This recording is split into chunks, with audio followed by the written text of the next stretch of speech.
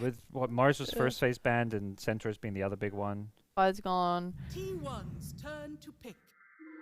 I was surprised that SMG didn't open with Luna IO because they felt confident enough to do it against Fanatics, but clearly not enough to do it against T1. Interesting. IO. What's the IO partners left in the pool, Ursa? They'll pick it now. Okay, they take Night Stalker. They have a much better Night Stalker setup, though. I think that's a block pick, to be honest. I 100% think that's a block pick. Yeah. I mean, the combo is nice, but I feel like they... You don't think they want Night Stalker Luna? I don't think it's awful, but I don't think it's like great lockdown for them, and I think Lina is already an answer to it, and then they can just pick heroes here that are strong against Night Stalker, because he's like a weak laner. You can abuse that, and if you're running IO, if you want to put like Bane on 4, you can run IO with a safe lane carry that's really strong, and they don't care about Night Stalker. But I guess if they want to, I guess it's like it's protection for IO, right? You are right. I think it's a good point as a block pick. You don't want to like have this IO be vulnerable. But so yeah, they'll have what? Iron Night Stalker offlane. They will be picking carry last for T1. Lots of carries left in the pool. I guess TB the only one you'd maybe want that's banned by themselves, but they obviously didn't quite know what was coming out. Maybe we see Void Spirit now just from SMG. They're just going to do the same thing they always do on this team, where they just run around as 4 heroes and try and make as much space for Luna as they can. Death Prophet. Okay. Oh, they're taking it in a different direction. So instead of making space for Luna, they're just going to run with Luna. Deathball, yeah, they're just going to run it down as a team. And I think Night Stalker hates that. Night Stalker is very much a pick-off hero. We saw it was Execration who ran Luna Death Prophet and did some kind of snowbally draft. It worked out for them. That was what they won. That was the second game, I believe, yesterday. That was very good. And in the Luna, the DP versus Lina matchup is fine. And Night Stalker doesn't like playing into these drafts that just like group up and push down towers, particularly when there's no team fight around Night Stalker. And you're the offlaner, so generally there isn't much team fight around a Night Stalker. I think that must be why they went for that direction with their Luna draft, because everything about T1's draft is pick off. Like Lina is like, she's gonna come burst someone, kill them, pick off. Bane, he's gonna set up for pick off. Io's gonna relocate on into those setups by Bane, pick off. It's all pick off. SMG, if they have a Abaddon to just sit behind one of their cores, they can just run at stuff as a group, and it's really good. I think like Beastmaster right now for SMG would be really great, just to like solidify that. Oh, I like that. I like that. But they're banning a Nyx. So they're assuming once again Raging Potato Weaver. Maybe. We don't see the carry from T1. I mean, with a Death Ball strat, the lack of lockdown is not as important, but you still like that. They 100% need something with. I mean, Nyx, I guess, in the support role brings that to the table. Yeah, exactly. But like, they're laughing. Look at them. They're in really good spirits right now on T1. I mean, their bans will definitely be targeted at catch, whether it's supports or offlaners, which is, I guess they just think that Weaver could be a core. Weaver Nyx lane sounds so-so. Don't like the Doom ban because I think they 100% need to pick some catch, but or some push would be nice as well. Beastmaster is actually a genuinely good suggestion. Yeah, I'm like racking my brain right now. I'm like, this Nyx and Doom are like saying something to me. They have an IO, so are they banning Doom because they are about to pick something that's very like we're all inning on this 23 Savage hero, and we don't want you to like have a way to deal with it. They're definitely gonna pick some kind of a turtle hero carry, late game carry here. I feel like with Medusa? Their inability. Then why would you ban the Doom? Well, I mean, Nyx makes sense, but the Doom, is it really as strong as Medusa? We've seen Doom be picked into Medusa in the past. Yeah. Okay. Good call. They're just all, okay, cool. So that's they're scaling into Luna draft here. They think they're confident that they're not going to get run over by SMG. And Medusa is one of the better carries that can actually come defend towers early on. You just kind of plop her there if you need to defend like a T1 mid early. Throw a Mystic Snake. But they're very, very turtly with what they've got going here, which is fine. And I think they just feel like they're the better team than SMG, and they can, similar to last game, they picked 3 farming cores. They're just going to like sit back and basically say, hey, SMG, it's up to you guys to make plays and win this game. That was the same story in game 1 with the Ember Spirit being the only playmaker in the game, and looks like that's the same case here. So SMG can either say, okay, they're going to be greedy. That's maybe where they thought ban the Doom is because they felt like SMG would respond to this by going 3 greedy cores too, and they wanted to ban out one of the best, which is Doom. Or SMG can pick like a big playmaker and try in this game fast. If I'm them, like, I think Beastmaster can suffer a little bit. Because the Mystic Snake now deals with boars. Yeah, but I don't think it's bad. Oh, that's interesting. I like that a lot. Everyone's been picking this recently in pubs, but I don't think I've seen it like a load of times. Yeah, Core Spirit Breaker too. Solo was playing as a 5 a lot, actually. Yeah, I mean, it's core this game, but but Solo did not win as a 5. That doesn't matter. He picked it. He picked it and he showed it's a hero. But in the earlier series, Enigma Galaxy were playing a lot of offlane Spirit Breaker. Mizu was all about the Spirit Breaker. I think this is a really good hero for Raging Potato. I think SMG's draft is solid this game. Yesterday, up-and-coming Team Bald Reborn also tried it. And he lost in 14 minutes. Is that the team with that streamer guy? Yeah, Excalibur. Yeah. Excalibur, yes, love him. Yeah. It's my favorite streamer. Yeah, Raging Potato. I mean, this is more of a pick-off thing, right? So your push is a little bit lesser by picking up this hero. You do have Slala. You don't need, like, we have Death Prophet Luna, you don't need more push. Like, Okay. it's almost, like, redundant to get, like, more push. Like, Beastmaster is good because of the vision and I think the disable it brings, but you didn't need it for more push. So Spirit Breaker brings both to the table, right? He does bring vision and brings disable. But at least I'm thinking Beastmaster maybe like Precious 23 a little bit more in lane. I don't know about Spirit Breaker Weaver. It sounds strong. Yeah. But it also feels like it gets outscaled, and it could be and I think Medusa is not gonna. She's gonna farm. I think it's hard. It's hard to say. We'll see what happens in game as we get the narration ready to be MLP Dota and johnxfire on the mic once again. All right, ladies and gentlemen, welcome back. We are going into game number 2 between Team 1 and Team SMG, and it is, of course, MLP Dota and johnxfire. John, let's talk about the drafts. Which one do you prefer? Because I haven't had the chance to ask you the hard question in a while. Which draft's better? It's a tough one to decide. I think both teams came out with really strong drafts. I love the last pick, Spirit Breaker from SMG. This is a Raging Potato special. We saw him do this a lot with Execration in BTS Pro Series 7, if I recall right. And he had a spectacular time playing for Execration then. So this is something they can ride on. We know Mid One said, in my interview when I talked to him, he said, you've got a Pinoy offlaner, so a lot riding there for Raging. And when you give him a special hero, could enable. I think they've got a better death ball than SMG. T1, they're the ones that might want to take it a bit slow. Scale up with the Dusa, scale up with the Lina. So they have to kind of be ready to maybe play the stall game a bit, try to get some early items up, particularly on Carl. And once you're ready to play around the Lina, it can get a little bit easier. But SMG, if they take these early objectives, Mike, it's going to be a bit of a toughie. Certainly will be, and they've definitely got the draft to get that done. It's T1. Oh, I love it. I really do. These stickers, just fantastic in SMG. Well, they've got nothing to respond with right now, but I'm sure they'll have their support pack sorted very soon. Just all across the map. Oh. So the fight for the banner runes does begin. SMG trying to sneak up into that dire triangle and take a third for themselves, but it will be a 2-for-2 trade. Nice even start between these two teams. I suppose we will start with the mid lane, of course, where you will see Moon on that DP against Carl once again on the Lina.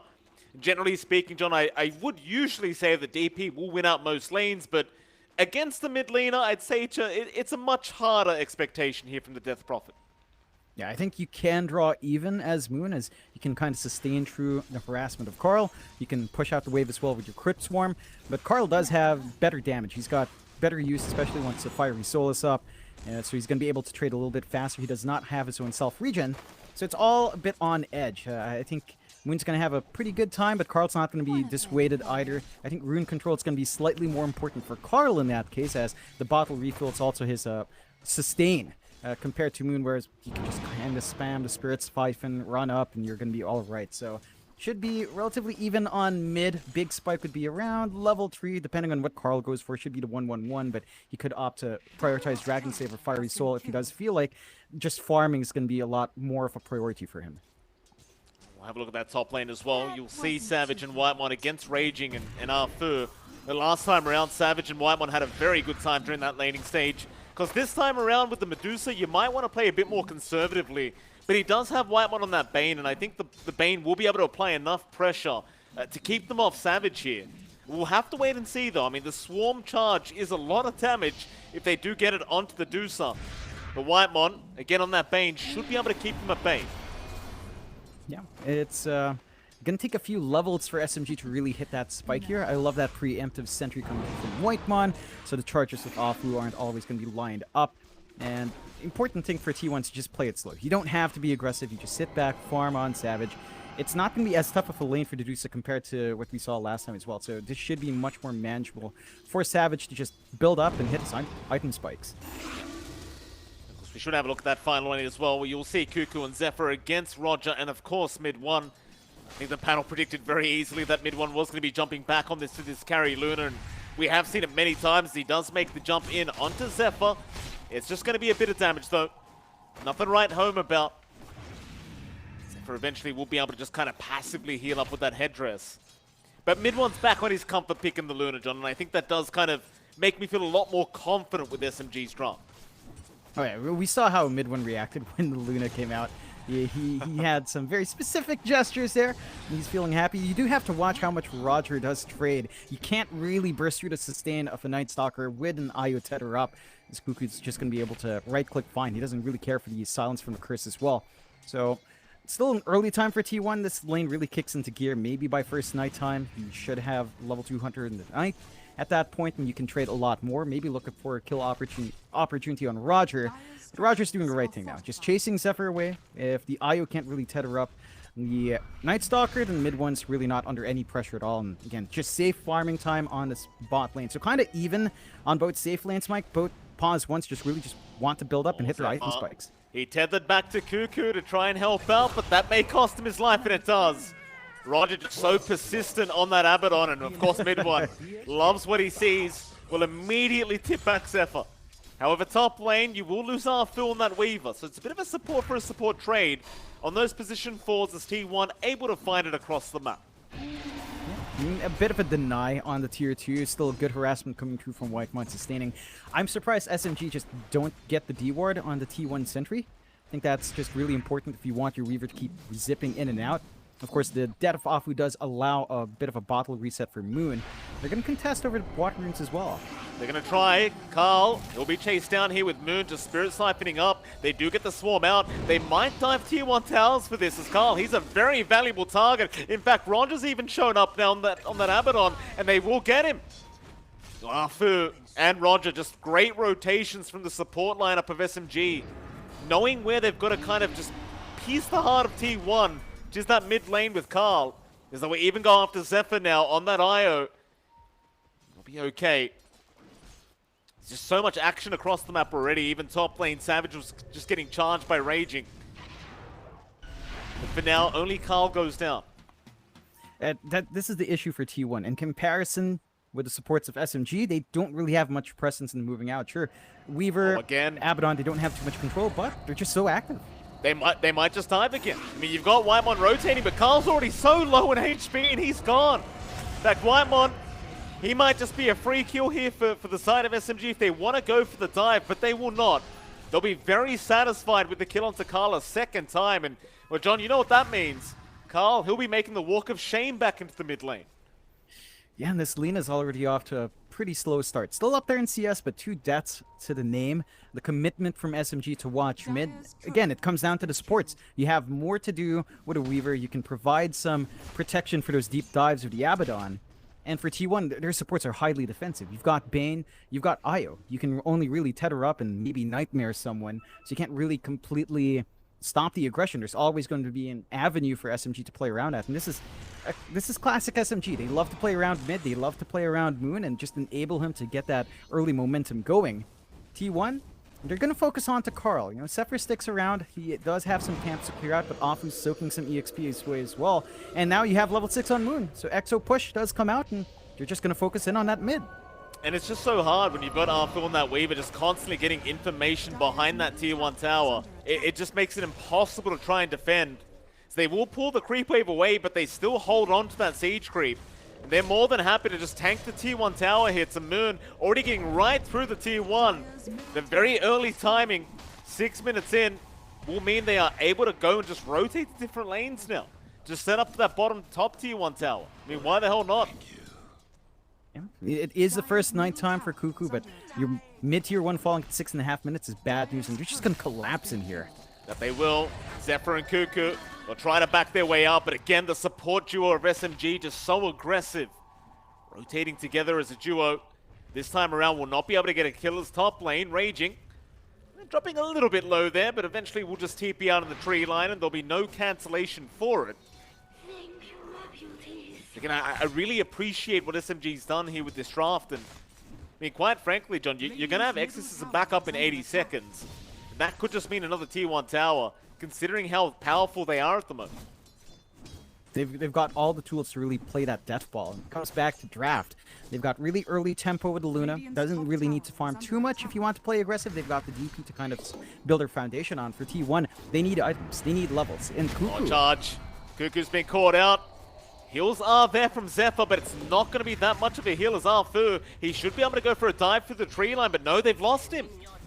Cuckoo, he'll be able to get out, but Raging, he's still hanging around, still trying to find a way back into this fight if they can. Charge is there in 1 second if they wish to use it, but for now, they'll just go after that T1 bottom tower instead. That's what they really want. They want those objectives, and they want Zephyr on that IO, and that's exactly what they'll get. SMG, just afraid of nothing as Cuckoo cannot defend the Tier 1 on this Lightstalker. In fact, Nether Strike now, out from Raging and Cuckoo. He gets a little bit too close, and SMG will take him out. More rotations in, T1. They're going to keep trying. Laguna there from Carl, going to take out one. Roger's gone. In fact, Arfu now. He does get caught by that Light Strike array. Tips out from Cuckoo as mid one. He's been left behind. Carl, can he land another nice stun? He may just. He's got that extra movement speed from Zephyr. But Raging is going to show up, and now the Eclipse is going to be committed, but mid one, he's still dropping and does go down as more tips to come out. Raging Potato now, he needs his own exit, but he's not going to have it. Nightmare is there to set up, but Carl goes for a Dragon Slave instead. It may not matter though. Raging though, he does have charge back up, but he will charge back towards Cuckoo. And eventually Carl will be able to finish off the job. That's confidence right there from Arlena. Yep. It works out in the end for T1. Good defense of the bot Tier 1. They did lose their top in the end, so Savage is going to have to dip elsewhere for farm, but he's got the jungle. Not many stacks left for Savage to kind of clear out. They haven't really had time to build up too much, but T1's doing... They're reaching the point where they can play that 4 Protect 1. They can just amp up Carl. He does have his initial item flying out as well. That should be his travels. So they have a little bit more presence to control the side lanes. They can play aggressive, and as long as it's nighttime, you've got this big advantage with Cuckoo. He just hits us level 6. He does have the Dark Ascension if he wants to use it and skill it up, and that will give, again, more presence for T1. SMG, they're still relying on a bit of a death ball. They've got some early items up on mid 1, and they're just playing around with the charges of Raging. Very deep right now, getting some forward vision out. The rest of the team is here to back up. Just want to stop the Deucer from farming by taking control of those areas, Mike. Whitemon may have been caught here Raging. He'll go right into the Nether Strike and Arfu. He'll be there with the backup damage, but Whitemon just tanking through it. Charge again. He's got help now. Whitemon, he'll get bashed once, but the Fairy Fire, it'll keep him alive and he'll walk right out. No problem here for the Bane. So SMG, they lose nothing for that. Just a bit of time wasted, but they'll still go into that bottom Tier 1 tower. And it does seem like there's going to be no defense to come out from T1. They'll let this one go. And SMG should be able to confidently start moving into that dire triangle and just take over that farming location. Is now Raging. He'll go for a charge up. Where we headed? Nowhere right now is Whitemon. He'll have the Nightmare to lock him down. But SMG, you can just feel their blood boiling as they just want to keep chasing for more. Savage, he'll start a team fight now. Onto Arfu. The Light Strike array will land as the Aphotic Shield is not going to be enough to save. Arfu was not level 6, so he could not get a time lapse off. Roger just could not keep him alive. Sacrifices being made on supports. They're still doing a good job of holding back though. Yeah, Moon's going to pop the ulti. Whitemon, he should drop. Brain Sap out, but he should just have no chance. Mid one will eventually take him out for his first kill of the game. So again, SMG are just doing a fantastic job of holding this triangle. And when you're playing Medusa, John, this is the place you want to play. But SMG, they are not going to allow it. Yeah, they're doing such a good job of forcing T1 into a very awkward position. Carl and Savage are sharing farm in the top jungle. It's not enough to sustain both these farming cores, and now Savage chase down, he's charging top as well. Mana's low as well. Raging, he'll be there with the Nether Strike, but he'll hold out for now as now he does commit. Nightmare is there from Whitemon. Savage still dropping Zephyr. He'll try to help keep alive as the Fiend's Grip is going to be out. They'll try to turn now. Raging, he's going to go down first. In fact, Moon, he may have gone too far on that DP. He's very low on HP himself as Cuckoo now. He'll rejoin the fight to boot with the side of T1. They'll just dive right in. Light Strike array out. It does catch the Abaddon. Moon's gone, and Roger, he'll be the third target. Savage just barely surviving thanks to Zephyr. And eventually they are able to turn. Now, I love the patience there from Zephyr, Mike. He had relocate. He could have just brought Savage away from the fight. He knew they had enough follow-up, and the fight was close enough to the tier 2 that Savage could stay in, do some damage, maybe find a kill, keep building up. The aggression from SMG is nice and all, but they are starting to drop some of that pacing. They aren't farming as much. They've given some room for mid 1 now to build up, but not as much as we've been seeing coming out from our Medusa, and I think that can be an issue. The item gap, the farm gap, isn't actually that big for mid 1, despite him taking a lot of towers early. So maybe it's time to refocus a bit for SMG, wait for a couple more items to come out. T1, they're in pretty good points, you know. 6 to 9, very nice number coming out for T1 with a 3-kill advantage. Net worth lead, not much for SMG just yet.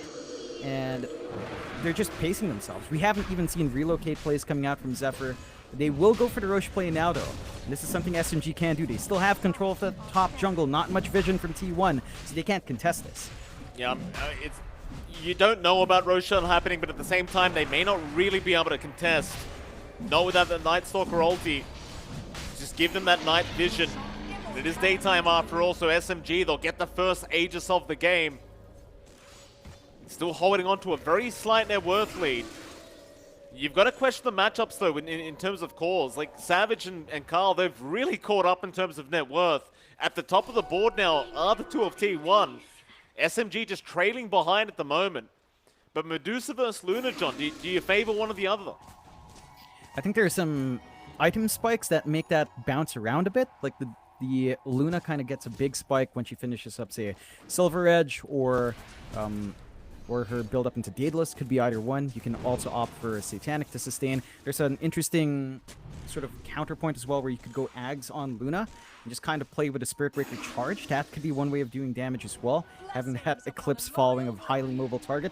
But I think overall, the Medusa towards late game is a very stable core. You've got to sustain with the IO on top of it. You're always going to top up your mana. Savage can opt to just itemize and go for a protective sort of build. He is going for what looks to be Scotty, Manta, and Lincoln's all queued up. So very defensive. Just wants to stay alive and out-sustain the side of SMG, and you don't have the best burst on SMG to deal with that. You certainly don't. Not quite yet anyway. Zafu still playing mind games here down at the bot lane and against Cuckoo and, of course, Zephyr. And T1, they're more than happy to just drag the game out and allow their cores to keep farming up. I mean, you're essentially playing with two carries right now in the Lina and Dusa. T1, as long as they can hold that triangle and keep the farm up, they'll be satisfied with that. SMG kind of feeling the same way though, I think, as they got those initial objectives and they just haven't really done too much else. Just allowing mid-1 the space to keep his own farm up and just stay in touch with Savage as SMG into the mid lane they go. 23 Savage is going to be spotted as Moon is invis right now. The charge is going to come in. They want to focus down the Medusa, but Cuckoo, he'll pop the ulti, and now the Santa's out. They may lose Moon straight off the bat. He'll try to use up. It's not going to be enough, though, and the Stone Gaze, it's going to petrify everybody as they catch Arfu, but he does get the Aphotic Shield time lapse, but it's not going to be enough. Carl finds him, mid-invis, and now they've got mid-1 in the Nightmare. They'll take everybody else out. Mid-1's the last one left. He'll try to man fight through it with the Aegis up. Maybe they could try to reinitiate, but it's not looking great for them as mid-1 will be left behind. Roger, he's still trying, raging, he'll charge in. Mid-1, he's on the run, and he might just make it, but Savage, he'll keep getting to work. Back on a Roger, they'll get a dieback. In fact, they're not done yet. Relocate was there onto Raging Potato, but they're having a look for mid-1. And mid-1 does run into the triangle and kind of jukes them out. This will allow T1 to get that mid-tier 1 tower as SMG. They don't want to let this one go down. Mid-1, he's going to come back in and maybe bait, but mid-1, you are getting very low, sir. He does back off at the right moment. In fact, Raging, he does find the IO, but Moon again, just dropping so down low to the Laguna. Can they burst him down? Not quite yet, but Cuckoo, he'll go back in after Raging Potato, or will he? Crippling Fear is there. They want the DP down. Mid-1, he'll reinitiate. Just lose some beams from a mile away. Just trying to stay alive and just get some damage out. But now they've got the Nightmare. Mid-1, he's gone too far. He might be punished for this. And it looks like he will be Carl. He will be so as well, as he does end up dropping to SMG. So you take Carl's life, but you give up mid one. You got to question whether that's really worthwhile as Whitemon. He'll keep going onto Arfu, but the charge is there from Raging. Back in onto the Bane. They want that support gone, but Raging, he's gone too far to boot. In fact, they've got another Arfu. He was Nightmare up, and Whitemon, he'll walk away with a triple kill on the Bane. Oh my god. That fight just never ended. Respawns were so short. It just went on forever. T1 does come on top in the end. But SMG didn't make it easy. Still, they managed to take out the Aegis. They managed to take out mid 1. The mid tier 1 is still protected somehow. So T1 has still not found a tower, Mike. But, you know, despite that, they're still keeping farm parity up, which is just insane. Have to point out the positioning of Savage in that last fight as well. The gaze from the tree line. They had no vision of Savage where he was standing as the Deuce. Just managed to get the ult off, counteracting the Eclipse coming out from mid 1, so he couldn't run up while Eclipse was running. He wasn't doing damage with that ult. And now T1, they're feeling confident, just running around. They've got the damage. They've got the early build-up. The Scotty's next for Savage as well. Oh, looks like Cuckoo's gone. Raging just doing so much damage. Cuckoo just gets bashed to death on the Night Stalker. Even during the nighttime, he is pretty susceptible if Raging gets his hands on him. That he does. Still, I mean, they are still buying plenty of space for Carl and Savage, and I think that's the main issue here for SMGs. They cannot slow down the cause of T1. It's Carl. Oh, he knows Arfu's around somewhere. Sakuchi just in the nick of time, but no, they've got a sentry there. Whitemon, he sees him. Into the Fiend Grip they go, and that'll be that pesky Weaver going down. As Whitemon gets a mega kill streak on this Bane. Oh, Whitemon. Yeah, he's gonna get it. It's the ignition power, man, you know? If you're a guy who is confident enough to sing that song and it's not like he showed it on purpose to the world. I'm sorry, Whitemon, but, you know, it builds confidence. Raging, running into tree, they've got control. They've still got Nightmare to play with. He got baited there, John. Cuckoo knew exactly what he was doing. Same place, same time here for Cuckoo, but Raging did not predict that the rest of the team would be behind. Now, fool me once, shame on me, but fool me twice, and shame on you. Raging, he'll go to the grave and think about what he's done for a second, but T1, they'll move into that bottom tier 1 tower, and it'll be no problem for Carl to just take out on his own. Yeah, they did manage to get some space to shove in the top lane a bit, but the Fortify was there to hold that back. And they're not going to be able to really make too much progress on the tower. Mid 1 forced to back off. SMG kind of pivoting their playstyle here, Mike, right? Like, they're just taking it slow. They're maybe playing as 2 or 3, trying to find some simple pickoffs, but they've left mid 1 alone to just farm. His Daedalus is almost done. That's a big item spike for Dedusa. She can just run up, get some damage off. No protective items on mid 1, though. No BKBs, nothing to stop the jump in from Carl or the Stone Gaze from just being fully channeled by Savage in an opportunistic spot, and I think that's going to be an issue for SMG when they do decide to group up. They will go for the smoke play. I think you have to look for that angle here. You're relying a lot on Raging to get a good charge off as well and a good use on that Nether Strike. Well, let's see if they find the angle, Mike. They're going to try. Who's the first target? Oh, that's a big one. They found Carl on that laner. Raging, he got that charge off, but Carl, he's got a BKB up, so he might be able to escape and just buy time for his team to rejoin and go for the fight, or maybe not. Whitemon, he is being left behind on the Bane. That kill will go to Moon, but can they find more? It's only a +5 for now. The rest of T1, they've successfully backed off. It's still a pretty good kill, even though it's a Bane. That was worth 444 gold, so you're going to be pretty happy on SMG taking that streak off of Whitemon, but you really did want to kill off Carl. That was the angle they were looking for. They forced out the BKB use. I think T1 might look at this as an opportunity. It's not quite nighttime. They do have Dark Ascension. They're not really under pressure to play fast on T1's end, to be fair. Like, they can just sit back. Savage is winning the farm war already, 2k above the Luna, and as a Luna, you never like being an item behind. You know, it feels like this is here that wants to be above everyone else with a farming pace it has. Not quite happening yet for mid 1. He does do a lot of damage, but again, he's lacking protection. He's lacking some stats to really stay alive in the middle of that.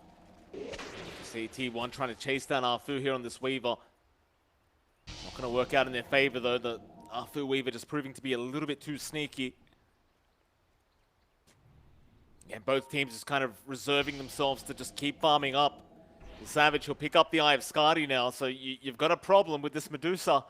She is getting tankier and tankier as time goes on, and We always like to talk about this timing, John, but once you get to that Aghanim Scepter, things do start to get very, very scary if you are SMG, as it just gives you so much more teamfight and lockdown. Zafu, oh, he's going to go for a TP, but Whitemon's right onto it. He knows exactly where Arfu's gone. They'll just slowly wait it out and take the kill for Cuckoo. Yeah. Immediate smoke off of that as well. Carl will break it to farm, but they've got the ganking trio ready. They can just kind of run around with Cuckoo. He still has the Dark Ascension set to go if they find a kill. They don't really have the best forward vision here from T1, so it's pretty hard for them to find the angle, and I think SMG is going to be able to just play defensively from there. Next Roshan is pretty close though, Mike, 44 seconds away. I think T1's in a position where they can actually fight in the pit, as long as they get a good Stone Gaze off and get a good angle with Cuckoo with a silence coming through. It's actually pretty hard for SMG to just run up there. Your AoE control is really just charge. Maybe the silence from the DP, so a lot still relying on Raging to just find a good line to charge in and get some stuns off.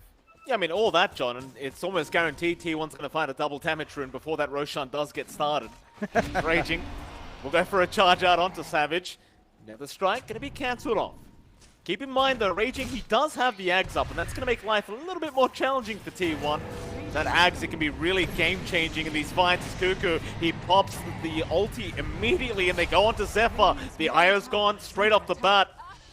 Nice start here for SMG. T1, do you want to keep this fight up? I mean, they've already committed the Dark Ascension, and it is just kind of expiring slowly but surely. And the SMG, they know this. They want to reinitiate. Back on the Savage, but he'll turn around and just go for the man fight. As now Carl, he does get silenced up. A big charge out, but it was onto an illusion. Savage is still fine, but they've got Arfu down. Now to turn back in onto the breaker. In fact, never mind him. You want Roger first, and you'll get him. They're just holding that high ground on that Radiant Triangle. But buybacks are going to be there, and the charge is immediate back in onto Whitemon. He'll try to Glimmer Cape. It shouldn't be quite enough. It's Whitemon. He'll try to go for a run, but they've got to find a way to try and save Savage now. But he has been left behind. And Savage will drop. And John, would you believe it? There is a DD rune before Roshan. Oh, yes. Moon, he's got the bottle, so they're not going to be able to hand it over to mid one, but that will enable the Roshan. Straight into Rosh they go. T1, they lose their biggest asset. They need the IO to kind of help them sustain themselves, amp up their damage with the overcharge. Once Zephyr's taken out, the buyback commitment from SMG was very good. They jump back in, manage to find the kills, and take Rosh number 2. So that's Aegis and the Shard coming out here. Going to be a massive spike for SMG, and that will allow them to maybe eye more objectives. They need to melt some of these tier 2 towers down, start to maybe, apply pressure onto the high ground if possible. They've got the lineup to enable that, Mike. And now they've got the items to also sustain that. T1 have to be a bit cautious. It's nighttime, Dark Ascension not too far off.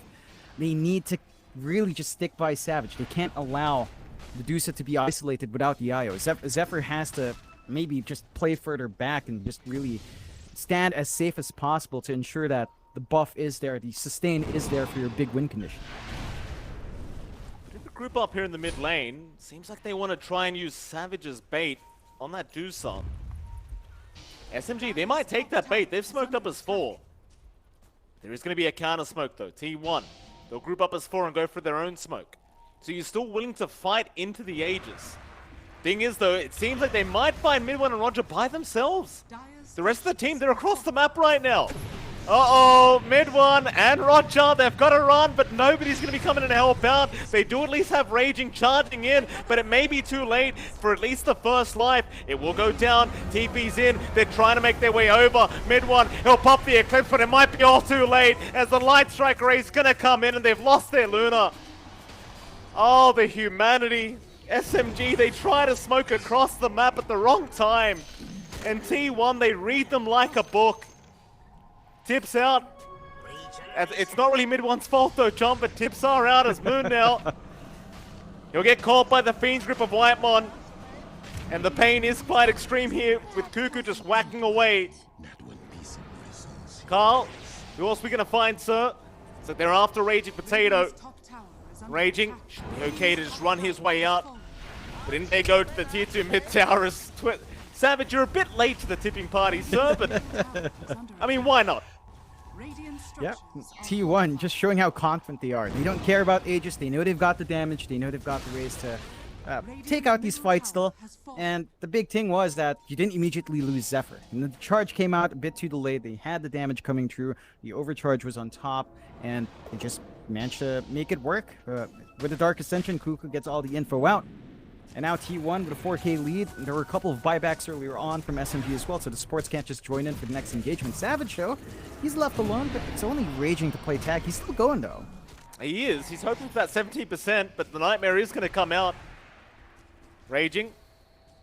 I mean, you feel so much stronger with the Aghanim Scepter up, and that's the thing with the Breaker.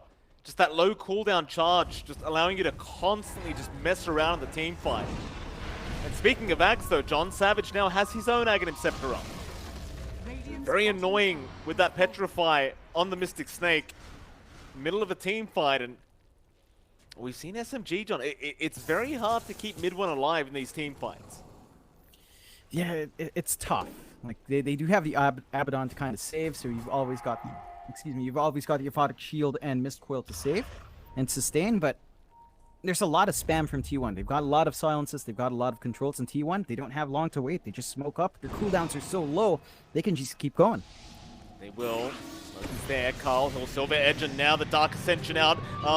He'll be spotted first. Dust is out onto the Weaver. Roger, he'll get caught as well. No borrow time available. He'll drop straight off the bat. Raging, he'll try to turn back in onto Cuckoo, and they will get the Night Stalker. It's not a bad trade for SMG thus far. T1 second guessing as to whether they can keep going, but Carl again gonna find the Weaver, but Afu, he's gonna be alright with the time lapse out, and now the Eclipse in from mid one. They'll try, in fact the Eclipse was still off cooldown, they will throw it out now onto Savage, but he's fine. In fact Moon, he'll be the one to drop and Raging. He's been caught by the Stone Gaze, but he'll try to run as Carl, he takes down Afu on that Weaver eventually, and mid one, he's been left behind. And with the Eye of Skadi Slow from Savage, mid one is not going to be able to run fast enough to get away. Tips are out again. Cuckoo, he won't mind dying if it means mid one dying to boot. Yep, it's a really strong trade for T1. This is going to open up the high ground now. They've got so much damage with that dual core we talked about. Like Lina, Dusa, both here scale really well into late game, and they take objectives really fast. I don't know if you can really buy back on your Luna without the Eclipse. It just feels like you don't have much to offer, so they're going to have to surrender at least one set, maybe two if T1 commits. Carl, he's going to be the target here on that lane on mid one. He'll come in, but you've got no Eclipse, and the Petrify immediately out as mid one just melts. Yeah, I mean, I kind of agree with Carl there, John. It was not too bright. T just completely disappears, and Savage, he's onto the tier 4 towers now. 29 minutes in. Why the hell not? They've hit their timing just perfectly in T1. They understand how strong they are at the moment. SMG, they'll try one more time to defend and buy time for their carry to be back up and online. Raging will charge in. That's not going to be quite enough though, as Carl just with the damage output onto Roger, forcing him back to the fountain already. Another charge out onto Zephyr. They'll try and take down that IO immediately with the Ghost Scepter. No, it's not going to be enough, but it won't matter. Fu's gone. He'll commit a buyback here on Zephyr as Moon. He just keeps rushing forward, but there's no damage output as they've called the GG. And T1 taking 2 games, 30 minutes each. And I'll tell you, John, I mean, SMG, they show some signs of brilliance, but T1, they are just a class above. Yeah, they play insanely well in T1's end. You know, it looked a bit rough in the early game, right? Like, they couldn't really get the aggression out. It took them a long time to find their first tier 1 towers. But somehow, even with Savage and with Carl sharing the same jungle, they still managed to build up farm. They played off the back of Cuckoo. Once they had a couple of early items, specifically the Travels and BKB up, and Carl, they were just ready to go and counterfight. And SMG, I think they might have overextended on those fights, right? They didn't make moves onto the tier 2s early enough. Like, if they found a top tier 2 earlier, took Outpost, they could have had an easier time into Roshan, completely control the top jungle, and really shut down the Lina Dusa. There was still enough room for T1 to get their farm up, and we know what happens when you let Savage kind of build up. He wasn't under pressure. Everyone else was dying, and the Dusa just managed to win out in the end, build up, and carry the team. Well, with that, T1 will continue undefeated as SMG are going to take their first series loss here in the SEA DPC. And of course, we are going to head to a short break, and right after that break, we'll throw to our lovely panel to discuss what happened in this best-of-3 series.